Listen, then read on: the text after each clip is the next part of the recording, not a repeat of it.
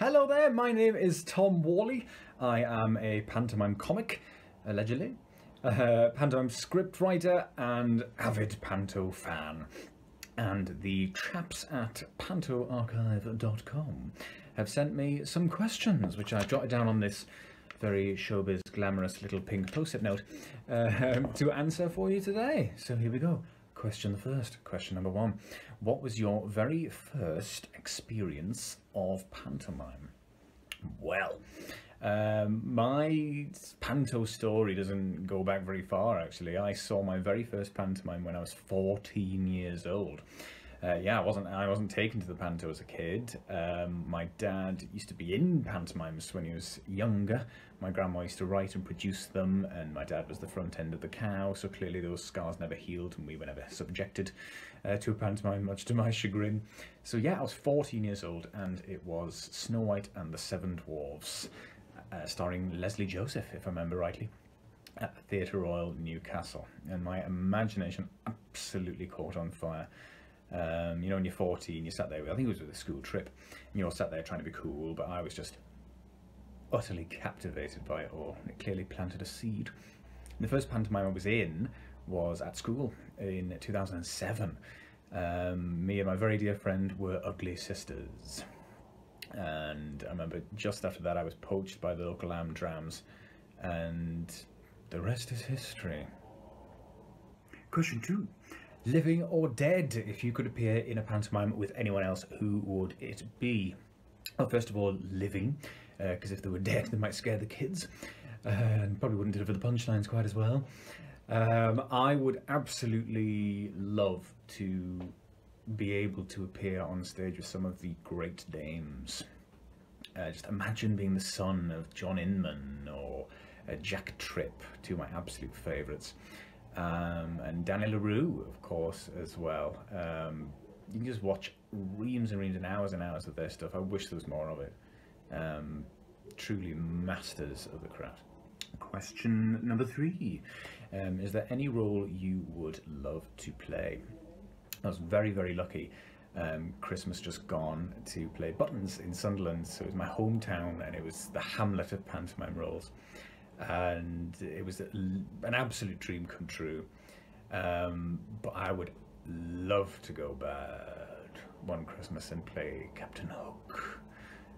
It's one of my favourite stories since I was young, Peter Pan, and Captain Hook is just the best Panto villain there is. Don't you think? Smee! Probably work on that. Question number 4.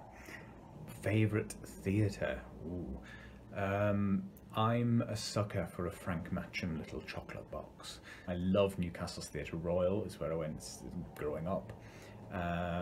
Blackpool Grand, the London Palladium, and of course it would be remiss of me not to say the Sunderland Empire as well. And finally, do you feel that over the years Panto has adapted to an ever-changing world? Yes, I do. It has to. The reason pantomime is so popular, so endearing and so loved, basically, is because it is a reflection of the world we live in. You know, you go to a pantomime and it is pure escapism, but it has to reflect the world that the entire audience and the cast are living in. Otherwise it's not relevant anymore. Of course, you have to have the story and the heart and the characters and the dame and the routines and all this. All that is passed down from Pantos gone by. But it's what this generation adds to it that ensures it will carry on into the next, which is what is so important. There's a lot to be said for political correctness. That's come in a lot recently and in the last few years. About, oh, you can't do that anymore, you can't say this, and pantomime will adapt to that too. It's like, you know, there's a fine line between what's relevant and traditional and what is no longer appropriate. And new traditions will form in pantomime. Just look at The Principal Boy. It used to be, in every single pantomime you'd have a leggy lady in tights and bright red lips as Prince Charming, and it's not as popular anymore because of Disney, I'd assume. Kids I remember sitting and watching a pantomime with a principal boy, and there's a little girl sat next to me who went, "Mammy, why does the princess like a girl?"